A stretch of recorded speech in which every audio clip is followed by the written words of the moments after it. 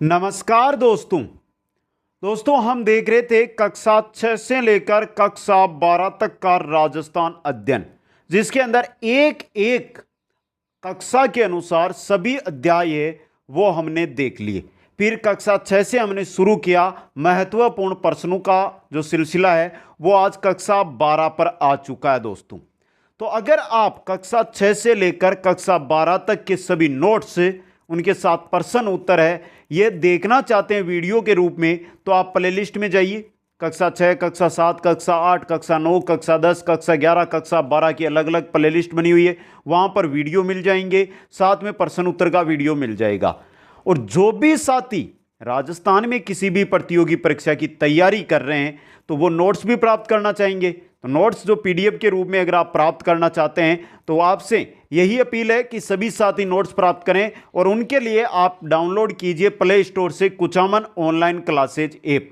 वहां पर स्टोर में जाइए, स्टोर के अंदर, ऐप के स्टोर के अंदर जो एप्लीकेशन है कुचामन ऑनलाइन क्लासेज, उसके स्टोर के अंदर आपको कक्षा 6 से 12 तक के नोट्स मिल जाएंगे दोस्तों।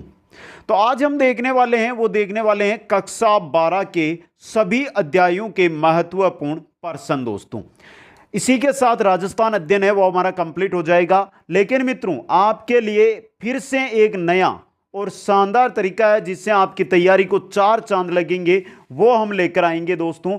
जिसके अंदर हम देखेंगे मित्रों, जो भी हमारे कक्षा 6 से लेकर कक्षा 10 की, कक्षा 6 से कक्षा 10 के तहत एनसीईआरटी के तहत जो पुस्तकें चलती है, जिसके अंदर हमारी मित्रों अगर हम बात करें कि कौन कौन सी पुस्तकें हैं, तो उनके अंदर हमारी 4 पुस्तकें चलती है। जैसे एक तो सामाजिक विज्ञान है माध्यमिक शिक्षा बोर्ड की, फिर हमारा अतीत है, हमारा पर्यावरण है, हमारा राजस्थान है, ये 3, एक है सामाजिक विज्ञान। इन 4 पुस्तकों के वन लाइनर प्रश्न भी आपके सामने लेकर आएंगे हर एक चैप्टर के अनुसार दोस्तों।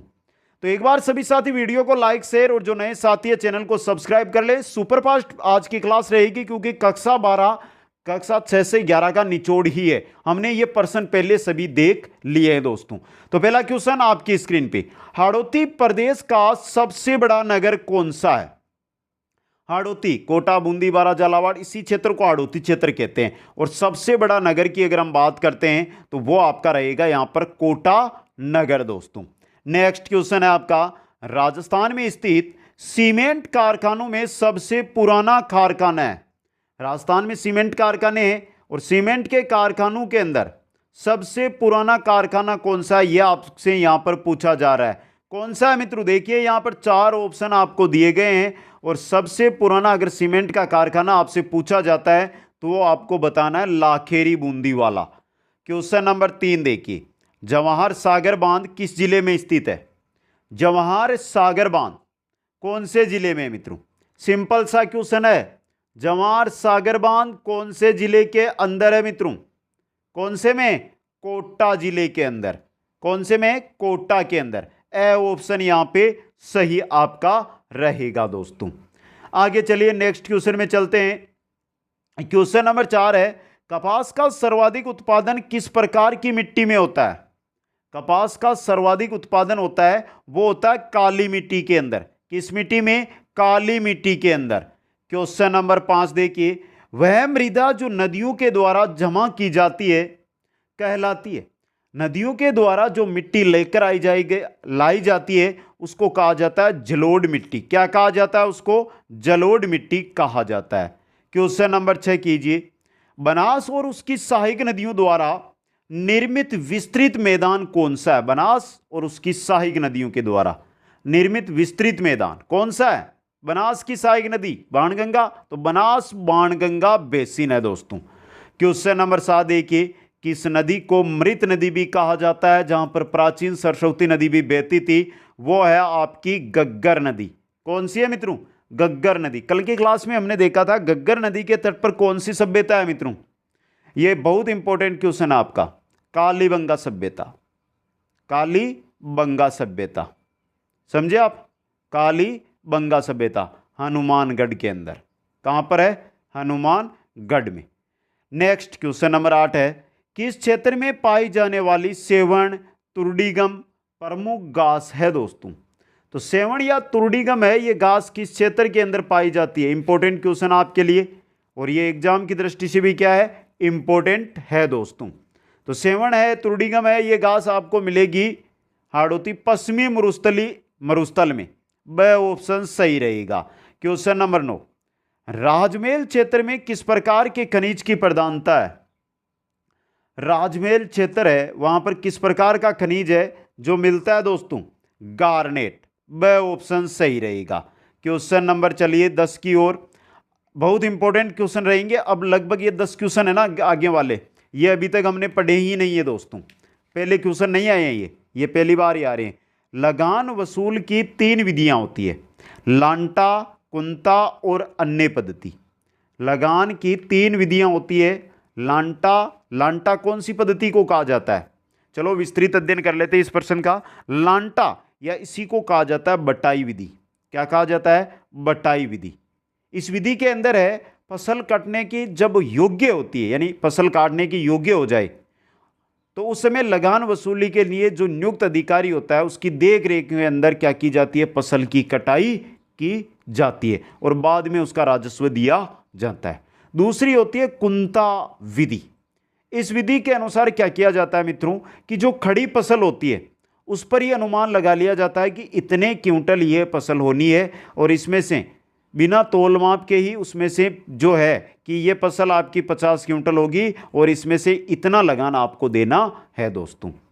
और अन्य पद्धति है। अन्य पद्धति के अंदर अगर हम बात करें मित्रों कि अन्य पद्धति 3 भागों के अंदर है। अन्य पद्धति में जो पहली आती है वो आती है मुफाता। कौन सी आती है? मुफाता विधि। मुफाता विधि, इसमें कर निर्धारण है जो एक मुश्त यानी एक साथ ही किया जाता है।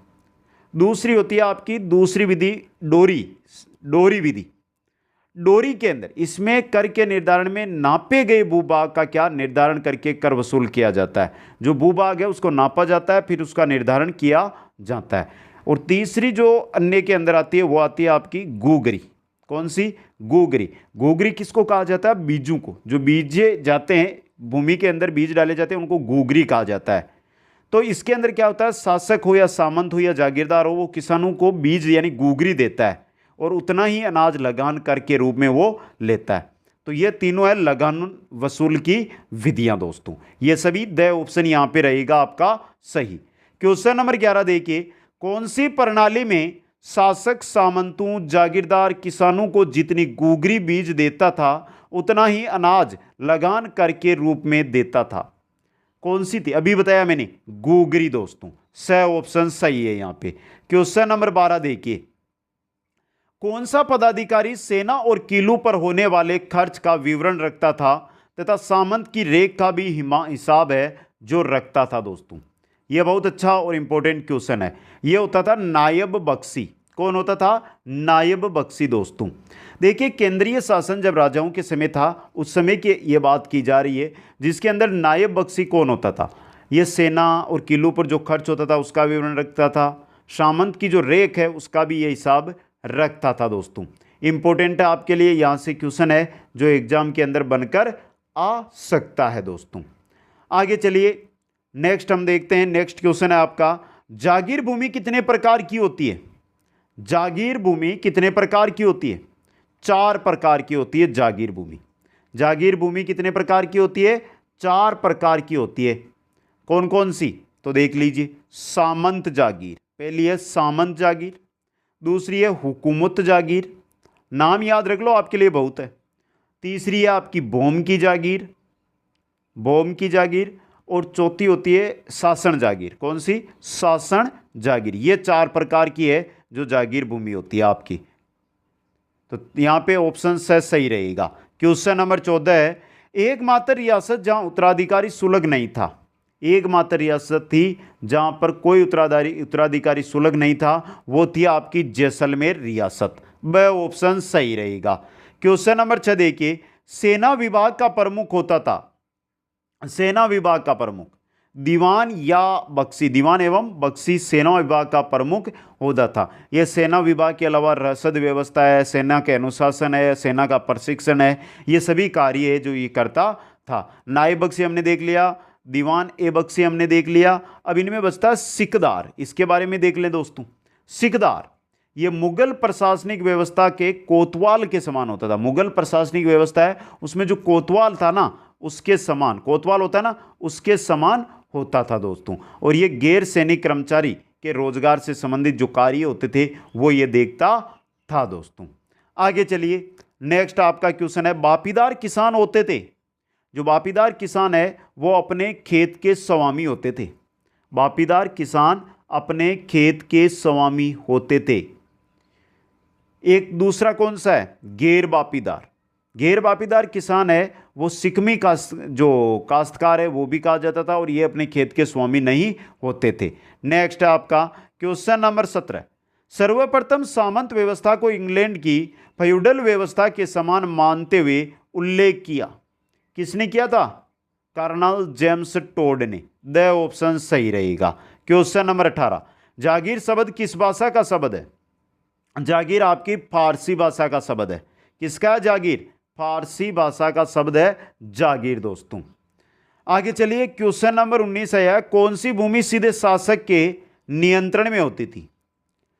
मित्रों भूमि को दो भागों में विभाजित की गई थी, एक थी खालसा, दूसरी थी जागीर। खालसा भूमि है ना जो सीधी की सीधी किसके, शासक के नियंत्रण में होती थी, खालसा। जागीर भूमि जो 4 प्रकार की अलग अलग प्रकार की थी जबकि यह सीधी शासक के नियंत्रण में नहीं होती थी। ए ऑप्शन सही रहेगा। क्वेश्चन नंबर 20 है, जनगणना 2011 के अनुसार राजस्थान का जनसंख्या घनत्व कितना है। बहुत अच्छा क्वेश्चन है ये भी आपके लिए और यहाँ से क्वेश्चन बन सकता है। 2011 के अनुसार राजस्थान की अगर हम जनसंख्या घनत्व है उसकी बात करते हैं तो 200 रहेगा।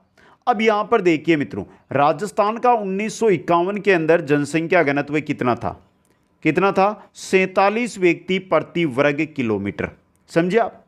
2001 में कितना था, यह भी इंपॉर्टेंट हो सकता है आपके लिए, 165 व्यक्ति प्रति वर्ग किलोमीटर। 2011 में 200 व्यक्ति प्रति वर्ग किलोमीटर।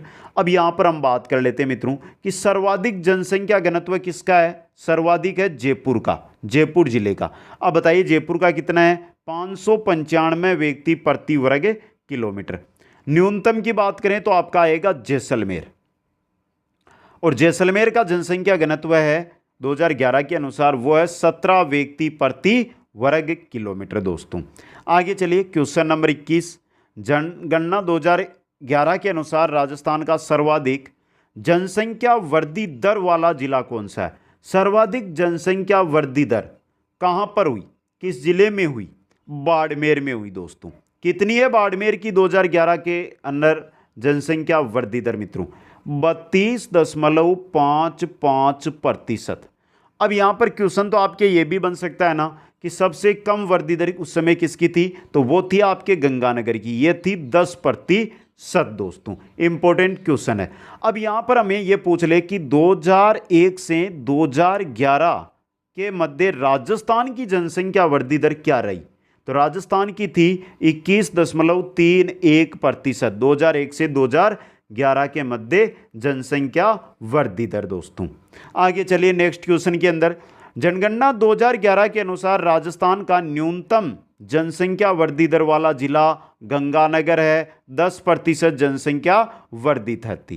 क्वेश्चन नंबर 23, जनगणना 2011 के अनुसार राजस्थान का सर्वाधिक साक्षरता प्रतिशत वाला जिला। अब बात कर लेते हैं यहां पर साक्षरता की। साक्षरता की अगर हम बात करें तो सबसे पहले हम राजस्थान की देखते हैं। राजस्थान की 2011 में साक्षरता दर क्या थी, 66.1%। इसके अंदर अगर हम पुरुषों की बात करें, पुरुषों की अगर हम बात करते हैं तो पुरुषों की थी 79.2%। अगर हम महिलाओं की बात करें, महिला वर्ग की बात करें तो महिला वर्ग की थी 52.1%। यह राजस्थान की है आपके सामने। अब पूछा गया है राजस्थान का सर्वाधिक साक्षरता प्रतिशत वाला जिला, यह था आपका कोटा जिला। अब बात कर लेते कोटा की कितनी थी, तो कोटा की थी 76.6%। कितनी थी, 76.6%। 2 नंबर पे कौन सा जिला था, 1 नंबर कोटा, 2 नंबर पर जयपुर था आपका। 1 नंबर पर तो कोटा हो गया ना, 2 नंबर पे था जयपुर, ये पूछा जा सकता है जयपुर वाला। जयपुर की साक्षरता दर थी 75.5% दोस्तों। आगे चलिए नेक्स्ट क्वेश्चन की ओर। जनगणना 2011 के अनुसार राजस्थान का न्यूनतम साक्षरता प्रतिशत वाला जिला, अभी देखा हमने, नहीं देखा तो अब देख लेते हैं। न्यूनतम साक्षरता है जालोर की। अब बता दीजिए जालोर की कितनी थी? 54.9%। ऑप्शन ब यहां पे सही रहेगा। क्वेश्चन नंबर 25 है, जनगणना 2011 के अनुसार राजस्थान का सर्वाधिक लिंगानुपात किस जिले का है? सर्वाधिक लिंगानुपात राजस्थान के किस जिले का है दोस्तों? तो सर्वाधिक, अब लिंगानुपात की ओर चलते हैं, संपूर्ण अध्ययन कर लेते हैं दोस्तों। तो पहले राजस्थान की बात करें फिर इधर आएंगे। राजस्थान के अंदर 2001 के अंदर लिंगानुपात कितना था? 921 था। 2011 में राजस्थान के अंदर लिंगानुपात कितना था? 928 था। इंपॉर्टेंट क्वेश्चन है। अब देखिए सर्वाधिक लिंगानुपात है वो डूंगरपुर का है। किसका है? डूंगरपुर का। डूंगरपुर का कितना है? 994 महिलाएं 1000 व्यक्तियों पर थी दोस्तों। अब बात आ जाती है यहाँ पे कि न्यूनतम लिंगानुपात किस जिले का है? तो न्यूनतम लिंगानुपात की अगर बात की जाए तो वहां पर आपका रहेगा धौलपुर। कौन सा जिला रहेगा? धौलपुर। और धौलपुर का लिंगानुपात है वो कितना था मित्रों? 846। कितना? 846। 1000 पुरुषों पर स्त्रियों की संख्या ही क्या है? लिंगानुपात है। आगे चलिए क्वेश्चन नंबर 26। जनगणना 2011 के अनुसार राजस्थान का न्यूनतम लिंगानुपात वाला जिला आपका धौलपुर है, जिसका लिंगानुपात 846 है। Question number 27। जनगणना 2011 के अनुसार राजस्थान का सर्वाधिक जनसंख्या घनत्व वाला जिला, सर्वाधिक जनसंख्या घनत्व वाला जिला पूछा आपको, तो कौन सा है सर्वाधिक जनसंख्या घनत्व वाला? जयपुर है। कितना है जयपुर का जनसंख्या घनत्व? है 595 व्यक्ति प्रति वर्ग किलोमीटर। क्वेश्चन नंबर 28 है, जनगणना 2011 के अनुसार राजस्थान का न्यूनतम जनसंख्या घनत्व किसका है? न्यूनतम जनसंख्या घनत्व है जैसलमेर का, 17 व्यक्ति प्रति वर्ग किलोमीटर। क्वेश्चन नंबर 29 है, नरेगा का प्रारंभ कब हुआ? बहुत सिंपल क्वेश्चन है, 3 बार ये हमारी कक्षा 6 से 12 तक अब तक आ चुका है दोस्तों। अब आपको पूछा गया है कि नरेगा का प्रारंभ कब हुआ? नरेगा कब प्रारंभ की गई थी? 2006 के अंदर है जो नरेगा है वो प्रारंभ की गई थी। और इंपॉर्टेंट क्वेश्चन आपके लिए यहां से बन सकता है दोस्तों। आगे चलिए नेक्स्ट क्वेश्चन की ओर। क्वेश्चन नंबर 30 है, राजस्थान पंचायती राज अधिनियम राजस्थान में कब लागू किया गया? राजस्थान पंचायती राज अधिनियम राजस्थान में 24 अप्रैल 1994 को लागू किया गया था दोस्तों। आगे चलिए क्वेश्चन नंबर है आपका 31। ग्राम समृद्धि योजना किस वर्ष प्रारंभ की गई? ग्राम समृद्धि योजना किस वर्ष प्रारंभ की गई थी? यह योजना है जो जवाहर रोजगार योजना के बाद के क्रम में लागू हुई थी दोस्तों। और ये योजना ग्राम समृद्धि योजना है आपकी, ये लागू की गई थी 1999 के अंदर। कब? 1999, 1 अप्रैल 1999 को। नेक्स्ट क्वेश्चन है, उपभोक्ता संरक्षण अधिनियम संसद में पारित किया गया। उपभोक्ता संरक्षण अधिनियम संसद में कब पारित किया गया? 24 दिसंबर 1986 को। 24 दिसंबर 1986 को। इसी वजह से हम 24 दिसंबर को क्या मनाते हैं? उपभोक्ता दिवस मनाते हैं दोस्तों। नेक्स्ट क्वेश्चन है, उपभोक्ता दिवस मनाया जाता है, अभी देख लिया हमने, कब? 24 दिसंबर को उपभोक्ता दिवस है जो मनाया जाता है। क्वेश्चन नंबर 34, नाप तोल मानक संबंधी अधिनियम कब पारित किया गया? नाप तोल मानक संबंधी जो अधिनियम है यह कब पारित किया गया दोस्तों? इंपॉर्टेंट क्वेश्चन बन सकता है। तो नाप तोल मानक संबंधी जो अधिनियम है ये 1976 में पारित किया गया था। कब? 1976 के अंदर। इंपॉर्टेंट क्वेश्चन है आपके लिए ये। आगे चलिए नेक्स्ट क्वेश्चन की ओर। क्वेश्चन नंबर 35 है, उपभोक्ता को राहत देने के लिए एमआरटीपी कमीशन स्थापित किया गया। एमआरटीपी कमीशन है 1969 में स्थापित किया गया था। 1969 के अंदर एमआरटीपी कमीशन की स्थापना की गई। नेक्स्ट क्वेश्चन, क्वेश्चन नंबर 36, जिला न्यायालय कितने रुपए तक की राशि के मामले सुन सकता है? जिला न्यायालय की बात है। जिला न्यायालय में सदस्यों की अगर हम बात कर लें, पहले एक बार देख लें कि सदस्य होते हैं इसके अंदर 3, एक अध्यक्ष प्लस 2 सदस्य। इन तीनों में से एक क्या होनी चाहिए? महिला होनी चाहिए दोस्तों। एक क्या होनी चाहिए? महिला होना अनिवार्य है दोस्तों। और ये 20 लाख रुपए तक की राशि के जो मामले है वो सुन सकता है, 20 लाख रुपए तक की राशि के मामले सुन सकता है। क्वेश्चन नंबर 37, राष्ट्रीय आयोग में अध्यक्ष सहित सदस्यों की संख्या। राष्ट्रीय आयोग में एक अध्यक्ष प्लस 4 सदस्य, तो कुल कितने हो गए? 5। इनमें से एक महिला का होना जरूरी, ऑप्शन बी यहाँ पे सही रहेगा। क्वेश्चन नंबर 38, 1 लाख रुपए तक की शिकायत करने के लिए कितना शुल्क निर्धारित किया गया है? अगर आप है जो 1 लाख रुपए तक की शिकायत करते हैं तो 100 रुपये आपके लगेंगे। 1 लाख से 5 लाख तक 200 रुपये, 5 से 10 लाख तक 400 रुपये, 10 से 20 लाख तक 500 रुपये है जो आपके लगेंगे दोस्तों। उपभोक्ता संरक्षण संशोधन अधिनियम 2004 के अनुसार ये शुल्क है जो निर्धारित किया गया है। क्वेश्चन नंबर 39, संयुक्त राष्ट्र महासभा ने उपभोक्ता संरक्षण के लिए दिशा निर्देश को मंजूरी कब दी थी? 9 अप्रैल 1985 को। Important question. क्वेश्चन नंबर 40, उपभोक्ता आंदोलन सर्वप्रथम किस राज्य में प्रारंभ हुआ था? उपभोक्ता आंदोलन सबसे पहले प्रारंभ हुआ था महाराष्ट्र में। कहां पर? महाराष्ट्र के अंदर। क्वेश्चन नंबर 41 है, भारत में उपभोक्ता आंदोलन को प्रारंभ करने का श्रेय किसको जाता है? चक्रवर्ती राजगोपालाचारी को। राजगोपालाचारी चक्रवर्ती को भारत के अंदर उपभोक्ता आंदोलन शुरुआत करने का श्रेय जाता है दोस्तों। आगे चलिए, क्वेश्चन नंबर 42 है, नगर निगम अध्यक्ष होता है। नगरीय निकायों के बारे में बात करेंगे जो 34वें संविधान संशोधन 1992 के द्वारा ये लागू किया गया है। अब देखिए, नगर निगम का अध्यक्ष कौन होता है? मेयर या महापौर होता है दोस्तों। नेक्स्ट क्वेश्चन है, शहरी शासन के रूप है, तीनों है, नगर परिषद है, नगर निगम है, नगर पालिका है, ये सभी। ऑप्शन दे यहाँ पे सही रहेगा। क्वेश्चन नंबर 44 देखिए, स्थानीय स्वायत्त शासन को कब प्रांतों की विशेष सूची में रखा गया? स्थानीय स्वायत्त शासन है, इसको प्रांतों की विशेष सूची में कब रखा गया था? 1935 के अंदर, आज़ादी से पहले ही रख दिया गया। क्वेश्चन नंबर 45 में चलिए मित्रों, कौन से भारतीय संविधान संशोधन अधिनियम के तहत नगरीय स्थानीय शासन को संवैधानिक दर्जा दिया गया? कौन से 74वां संविधान संशोधन। पंचायती राज किससे आया था? 73वें संविधान संशोधन के द्वारा दोस्तों। आगे चलिए, क्वेश्चन नंबर 46 है, राजस्थान में छावनी मंडल भारतीय स्थानीय शासन कहाँ स्थित है? छावनी मंडल स्थानीय शासन कहाँ पर? नसीराबाद के अंदर। वह ऑप्शन सही रहेगा। क्वेश्चन नंबर 47, नगरपालिका का कार्यकाल कितने वर्षों का होता है? चाहे नगरपालिका, नगर परिषद, चाहे नगर निगम। नगरपालिका अध्यक्ष हो या सभापति हो या मेयर हो, सबका कार्यकाल 5 वर्ष का होता है दोस्तों। नेक्स्ट क्वेश्चन में चलते हैं, नगरपालिका के अध्यक्ष को नगरपालिका अध्यक्ष कहा जाता है। क्या कहा जाता है? नगरपालिका अध्यक्ष। क्वेश्चन नंबर 49, नगरीय स्वशासन की इकाई निम्न में से कौन सी एक नहीं है? नगरपालिका, नगर परिषद, नगर निगम तो है, जिला परिषद है जो पंचायती राज यानी कि ग्रामीण स्वशासन की इकाई है दोस्तों। तो द ऑप्शन सही रहेगा। क्वेश्चन नंबर 50 देखिए, हमारे देश में किस संविधान संशोधन विधेयक द्वारा पंचायती राज व्यवस्था को अपनाया गया? कौन से संविधान संशोधन के द्वारा? 73वें संविधान संशोधन के द्वारा दोस्तों।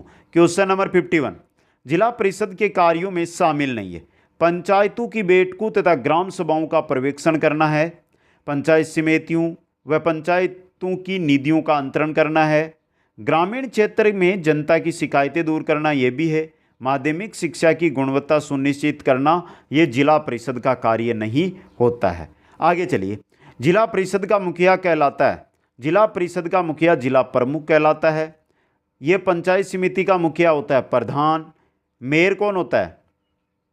मेयर कौन होता है? नगर निगम का मुखिया। अब यहाँ पे पार्षद आया है, पार्षद है जो आपका नगर पालिका, नगर निगम या नगर परिषद है, वहाँ पर जो वार्ड होते हैं, वार्डों से जो जनता के द्वारा प्रत्यक्ष चुने जाते हैं उन्हें पार्षद कहते हैं। क्वेश्चन नंबर 53, राजस्थान में मरुस्थलीकरण का कारण क्या है? यह भी इंपॉर्टेंट क्वेश्चन है आपके लिए। मरुस्थलीकरण का जो मुख्य कारण है वो क्या है मित्रों? वनोन्मूलन है, वर्षा की कमी है, अनियंत्रित पशुचारण है दोस्तों। तो उपरोक्त सभी द ऑप्शन सही रहेगा। क्वेश्चन नंबर 54 देखिए, जल में फ्लोराइड की अधिक मात्रा से कौन सा रोग होता है? जल में अगर फ्लोराइड की अधिक मात्रा है तो उससे फ्लोरोसिस रोग होता है। द ऑप्शन सही रहेगा। क्वेश्चन नंबर 55, डार्क जोन किसे कहते हैं? डार्क जोन कहा जाता है भूजल के संकट की स्थिति को, भूजल के संकट की स्थिति को डार्क जोन में शामिल किया जाता है। क्वेश्चन नंबर 56 देखिए, सेम की समस्या का संबंध किस प्रदेश से है? सेम की समस्या है वो कृषि के अंदर है दोस्तों। किसमें है? कृषि के अंदर। ऑप्शन सही रहेगा। नेक्स्ट क्वेश्चन है, राज्य में कितने ब्लॉक है जो डार्क जोन की श्रेणी में शामिल है? राज्य के अंदर 180 ब्लॉक है जो डार्क जोन में आते हैं, 180 ब्लॉक। क्वेश्चन नंबर 58, ध्वनि का मापन किस में किया जाता है? ध्वनि का मापन होता है डेसिबल में। किस में होता है? डेसिबल के अंदर। क्वेश्चन नंबर चलते हैं 59 में, वायु में नाइट्रोजन गैस का मिश्रण कितना? वायु में नाइट्रोजन कितनी है मित्रों? नाइट्रोजन है 78%, 21% ऑक्सीजन, बाकी 1% में अन्य सभी गैसें हैं दोस्तों। क्वेश्चन नंबर 60, सूखा निवारण के उपायों में शामिल नहीं है? संसाधनों का कुशलतम उपयोग है, पानी, बिजली व अनाज की बचत है, वृक्षारोपण है, अत्यधिक पशुचारण, ये नहीं है। द ऑप्शन यहाँ पे सही रहेगा। क्वेश्चन नंबर 61 देखिए, जल किस यौगिक का मिश्रण होता है? जल है ये किसका होता है? जल का सूत्र क्या होता है? H2O। अब यहाँ पर देखिए, हाइड्रोजन और ऑक्सीजन, हाइड्रोजन और ऑक्सीजन का होता है। ए ऑप्शन यहाँ पे आपका सही रहेगा दोस्तों। आगे चलिए क्वेश्चन नंबर 62, जल प्रदूषण की समस्या राजस्थान के किन क्षेत्रों में अधिक है? नगरीय क्षेत्रों में जल प्रदूषण की जो समस्या है वो राजस्थान में क्या है? अधिक है दोस्तों। आगे चलिए नेक्स्ट क्वेश्चन है, राष्ट्रीय बाल नीति घोषित की गई? राष्ट्रीय बाल नीति कब घोषित की गई मित्रों? बाल नीति घोषित की गई थी 1974 के अंदर। कब? 1974 में। क्वेश्चन नंबर 64, राजस्थान में कब से समेकित बाल विकास परियोजना प्रारंभ की गई है? समेकित बाल विकास परियोजना ये प्रारंभ की गई है 2 अक्टूबर 1975 से, 2 अक्टूबर 1975 से। क्वेश्चन नंबर 65 है, संविधान के किस अनुच्छेद में बालकों को स्वतंत्र एवं गरिमामय वातावरण उपलब्ध कराने तथा विकास का अवसर देने हेतु राज्य को निर्देशित करता है? संविधान का कौन सा अनुच्छेद है जो बालकों को स्वतंत्र एवं गरिमामय वातावरण उपलब्ध कराता है? कौन सा? अनुच्छेद 39। स ऑप्शन सही रहेगा। क्वेश्चन 66 देखिए, निःशुल्क और अनिवार्य शिक्षा का अधिकार अधिनियम 2009 में अध्यापक विद्यार्थी अनुपात है कितना है मित्रों? ये इंपॉर्टेंट क्वेश्चन है। निःशुल्क और अनिवार्य शिक्षा अधिकार अधिनियम 2009 में अध्यापक विद्यार्थी अनुपात है वो 1:40 है। क्वेश्चन नंबर 67, संविधान के किस संशोधन के द्वारा पंचायती राज को वैधानिक स्वरूप प्राप्त हुआ? पंचायती राज को वैधानिक स्वरूप प्राप्त हुआ था 73वें संविधान संशोधन के द्वारा दोस्तों। आगे चलिए नेक्स्ट क्वेश्चन की ओर। क्वेश्चन नंबर आपका 68 है मित्रों, सूचना का अधिकार कानून की किस के अनुसार सभी नागरिकों को सूचना का अधिकार है दोस्तों? किस धारा के तहत है यह है धारा 3 के तहत। ऑप्शन ए आपका सही रहेगा। क्वेश्चन नंबर 69, संयुक्त राष्ट्र संघ ने कब मानव अधिकारों की सार्वभौमिक घोषणा की थी? मानव जो अधिकार है इनकी संयुक्त राष्ट्र संघ ने जो सार्वभौमिक घोषणा की थी वो की थी 10 दिसंबर 1948 को, 10 दिसंबर 1948 को। क्वेश्चन नंबर 70, संसद ने मानवाधिकार संरक्षण अधिनियम को कब पारित किया? संसद ने इसको पारित कब किया था दोस्तों? मानव अधिकार संरक्षण है, इसको संसद ने कब पारित किया? इंपॉर्टेंट क्वेश्चन है आपके लिए ये, 1993 के अंदर। ए ऑप्शन आपका सही रहेगा। नेक्स्ट क्वेश्चन में चलिए, मानवाधिकार संरक्षण अधिनियम 1993 की किस धारा के अनुसार राज्य मानवाधिकार आयोग का गठन किया गया है? कौन सी धारा से राज्य मानवाधिकार आयोग का गठन होता है? धारा 21(a) के तहत। धारा 21(a) के तहत राज्य मानवाधिकार आयोग का गठन किया जाता है। क्वेश्चन नंबर 72 है, कन्या भ्रूण हत्या को रोकने के लिए सरकार ने PNDT एक्ट कब बनाया? PNDT कन्या भ्रूण हत्या को रोकने के लिए यह बनाया गया दोस्तों, और यह बनाया गया 1994 के अंदर। द ऑप्शन आपका यहाँ पे सही रहेगा। इस PNDT एक्ट है, इसके तहत चाहे अल्ट्रासाउंड हो, सोनोग्राफी हो, इसके द्वारा जो भ्रूण परीक्षण होता है उसको रोका गया, भ्रूण लिंग परीक्षण को रोका गया है दोस्तों। आगे चलिए क्वेश्चन आ रहा है 73 आपका, तारकसी यानी धातु के बारीक तारों से निर्मित के लिए प्रसिद्ध है? कौन सी जगह? नाहत द्वारा प्रसिद्ध है। स ऑप्शन सही रहेगा। क्वेश्चन नंबर है आपका 74, देखिए झाझरिया या झांझरिया, झाझरिया या झांझरिया नामक आभूषण पहना जाता है कहां पर? पैरों के अंदर। स ऑप्शन आपका सही रहेगा। क्वेश्चन नंबर 75, हाथों में पहने जाने वाले आभूषण मोकड़ी किससे निर्मित होती है?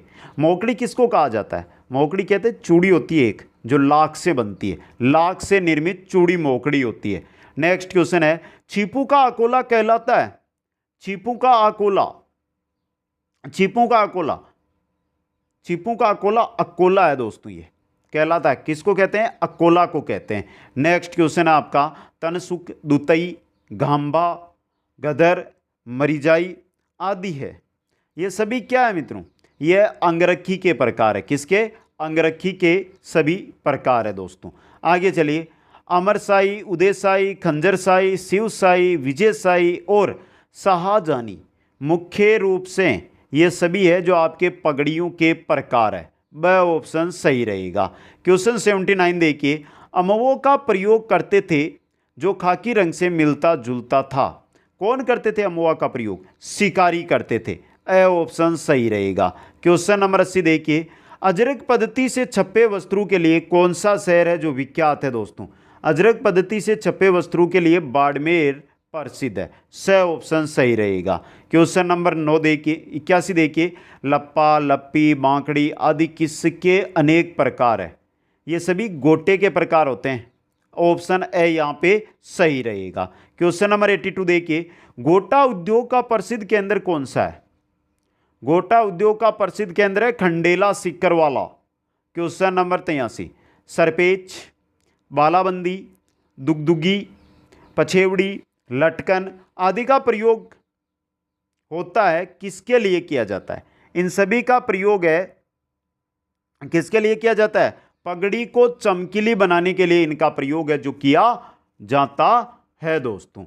क्वेश्चन नंबर चलते हैं 84 की ओर। शेखावाटी में अलग अलग रंग के कपड़ों पर विविध डिजाइनों में काटकर कपड़े पर सिलाई की जाती है, जिसको क्या कहा जाता है? पेच वर्क कहा जाता है। क्या कहते हैं उसको? पैच वर्क का नाम दिया गया है। आगे चलिए, नेक्स्ट क्वेश्चन, क्वेश्चन 85 है, थमड़ियों, थेड़ियों, आड़, मुठ्या, झालरा, टुस्सी आदि आभूषण पहने जाते हैं। ये सभी जो आभूषण है ना आपके, ये कंठ के आभूषण है। स ऑप्शन सही रहेगा। क्वेश्चन नंबर 86, वह कला जिसमें कांच के बीच सोने का बारीक काम किया जाता है कहलाती है? कांच के बीच में सोने का बारीक काम ये किया जाता है थेवा कला के अंदर। इसको कहा जाता है थेवा कला दोस्तों, और इंपॉर्टेंट क्लास ये रहेगी। आगे चलिए, क्वेश्चन नंबर आपका 87 है, राजस्थान साहित्य अकादमी की स्थापना किस वर्ष हुई? राजस्थान साहित्य अकादमी की स्थापना हुई थी 1958 के अंदर। कब? 1958 में। वह ऑप्शन है जो आपका यहाँ पे सही रहेगा। क्वेश्चन नंबर 88 है, राजस्थान में भील आंदोलन का नेतृत्व किसने किया? भील आंदोलन का नेतृत्व किया था मोतीलाल तेजावत ने। स ऑप्शन सही रहेगा। क्वेश्चन नंबर 89 है, कन्हैयालाल सहल की प्रथम काव्य कृति का नाम बताइए। कन्हैयालाल सहल की प्रथम काव्य कृति थी प्रयोग, और ये एग्जाम में आ भी चुकी है एक बार। आगे चलिए, क्वेश्चन नंबर 90 है, हरीश बाधानी द्वारा संपादित पत्रिका का नाम? हरीश बाधानी द्वारा संपादित पत्रिका का नाम है वातायन। वातायन। द ऑप्शन सही रहेगा। क्वेश्चन नंबर 91, उसने कहा था, कहानी किस पत्रिका में प्रकाशित हुई थी? उसने कहा था ये जो कहानी है ना आपकी, ये सरस्वती जो पत्रिका है उसके अंदर प्रकाशित हुई थी, सरस्वती पत्रिका के अंदर। क्वेश्चन नंबर 92, भवानी नाट्यशाला किस शहर में है? भवानी नाट्यशाला कहां पर है? भवानी नाट्यशाला झालावाड़ के अंदर। क्वेश्चन नंबर 93 देखिए, राजस्थानी जनमानस में राष्ट्रीय चेतना का संनाद किस कवि ने किया? किस कवि ने किया था? सूर्यमल मिश्रण ने। द ऑप्शन सही रहेगा। क्वेश्चन नंबर 94, 56 के दुष्काल का चित्रण करने वाला कवि है। 56 का जो दुष्काल है उसका चित्रण करने वाला कवि कौन है? उमरदान। कौन है मित्रों? उमरदान है। वह ऑप्शन सही रहेगा। क्वेश्चन 95 जो हमने कल ही देखा है, धरती धोरारी किस कवि की रचना है? धरती धोरारी किस कवि की रचना है मित्रों? कन्हैयालाल सेठिया की। आगे चलिए, क्वेश्चन 96 है, राजस्थान में किस भाषा की अकादमी नहीं है? गुजराती की राजस्थान में नहीं है, राजस्थानी की है, ब्रज की है, हिंदी की है, गुजराती की नहीं है। ए ऑप्शन यहाँ पे सही रहेगा। क्वेश्चन 97 देखिए, हेरावल नामक पत्रिका के लेखक या संपादक है? हेरावल नामक जो पत्रिका है उसके लेखक बोलो या संपादक बोलो, वो है सत्य प्रकाश जोशी। कौन है मित्रों? सत्य प्रकाश जोशी। क्वेश्चन 98 में चलते हैं, राजस्थान साहित्य अकादमी की पत्रिका कौन सी है? राजस्थान साहित्य अकादमी कौन सी पत्रिका है जो निकालती है दोस्तों? मधुमती पत्रिका। ए ऑप्शन सही रहेगा। क्वेश्चन 99 देखिए, सेनानी सर्वाधिक लोकप्रिय कविताओं में जानी जाती है। ये सेनानी कृति किसकी है? किसने लिखी थी ये सेनानी जो लोकप्रिय कविता है? ये लिखी थी मेघराज मुकुल ने। किसने लिखी थी? मेघराज मुकुल ने दोस्तों। क्वेश्चन नंबर 100 देखिए, दवावेत किस भाषा के शब्दों से युक्त है? दवावेत की बात हो रही है। दवावेत है आपका, ये अरबी और फारसी भाषाओं के शब्दों से युक्त है। ए ऑप्शन सही रहेगा। क्वेश्चन नंबर 101 है, राजस्थानी का प्रथम आधुनिक गद्यकार किसे कहा जाता है? राजस्थानी का प्रथम आधुनिक गद्यकार ये कहा जाता है शिवचंद्र भरतिया को। किसको कहा जाता है? शिवचंद्र भरतिया को दोस्तों। तो ये मित्रों 101 प्रश्न हमने देख लिए। सबसे पहली बात, हमारी राजस्थान अध्ययन है आरबीएससी के अकॉर्डिंग, वो हमने कंप्लीट थ्योरी पढ़ ली, प्रश्न उत्तर देख लिए दोस्तों। अगर आप नोट्स परचेज करना चाहते हैं तो कुचामन ऑनलाइन क्लासेज ऐप है जो प्ले स्टोर से डाउनलोड कीजिए और ऐप के स्टोर में जाकर कर सकते हैं। अगर किसी भी प्रकार की कोई जानकारी इनसे रिलेटेड आप लेना चाहते हैं तो आप मेरे से जुड़ सकते हैं इंस्टाग्राम पर, या नीचे आपको देखिए आईडी मिल जाएगी, नीचे तीर का निशान के नीचे देखिए मेरी आईडी दी हुई है, वहाँ पर जाकर आप मेरे को मैसेज कर सकते हैं। मैसेज के द्वारा मेरे को फॉलो करके जानकारी ले सकते हैं दोस्तों। वीडियो कैसा लगा एक बार कमेंट करके बता दें। लाइक शेयर आपका काम है, अधिक से अधिक करना है, सभी मित्रों तक पहुँचाना है दोस्तों। और जो भी नए जुड़ रहे हैं वो चैनल को सब्सक्राइब कर लें। आप सभी को बहुत बहुत धन्यवाद। जय हिंद, जय भारत।